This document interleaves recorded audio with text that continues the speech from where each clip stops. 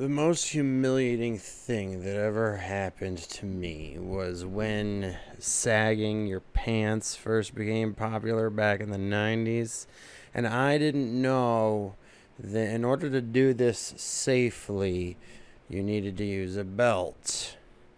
And so I was a teenager in high school, and when I walked up to the front of the class to hand in a test, right there, standing in front of the teacher and the whole class, and perhaps most importantly, the hot girl in the class who was right there at the very front and was my friend's girlfriend, right there in front of everyone, including the hot girl.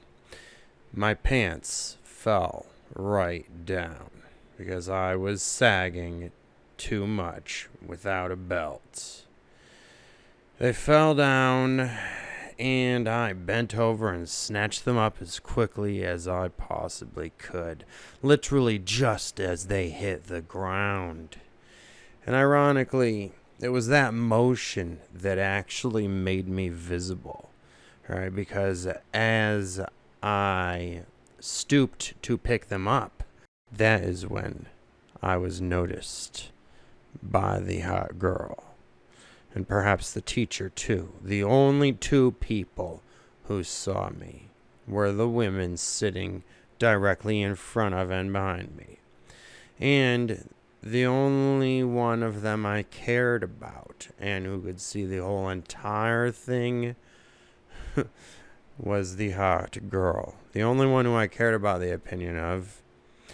And she looked up at me and started to laugh, but then stifled her laughter, putting her hands over her mouth and glancing around to see if anyone else saw.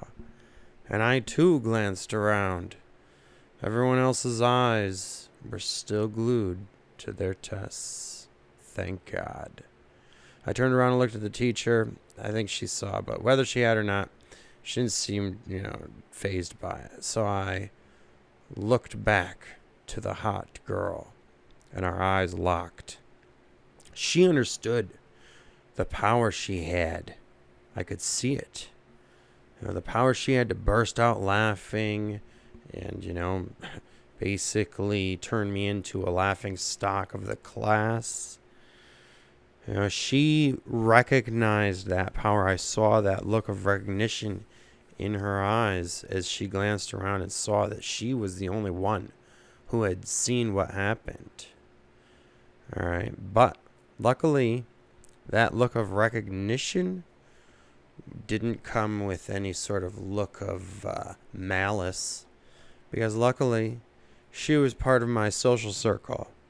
All right, so she just simply nodded to me calmly to assure me that my secret was safe with her, and then she went back to taking her test.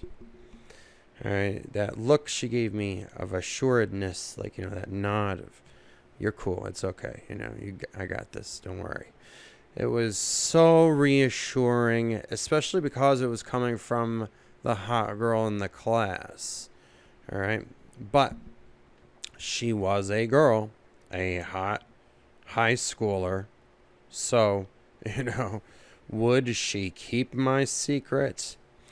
I thought so. I thought she would, at least for some time, right? For a while. But eventually, women give in to their urge to gossip, and I wasn't about to find out how long she would keep it for. So after school, as the group of friends convened, I told everyone the story, thinking it was better they hear it from me and we laugh about it together than I act like I didn't want anyone to find out, and then I get laughed at behind my back as the secret sort of trickles from one person to the next.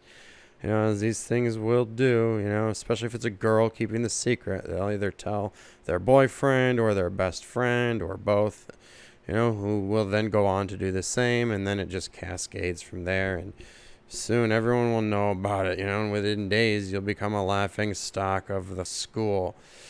But the reason I was able to be part of the quote cool group was because I was the funny one, the entertainer, the class clown, the fool. I was always making jokes at my own expense and, performing in these sorts of ways. Like, I might have even done that sort of thing as an act, right? I want to be that person who makes people laugh. And so, I would always know my friends were laughing with me rather than at me. And if they weren't, and they were laughing at me, well, then maybe they aren't my real friends. And, we are hanging out together for the wrong reasons. And that's something you do have to consider at times.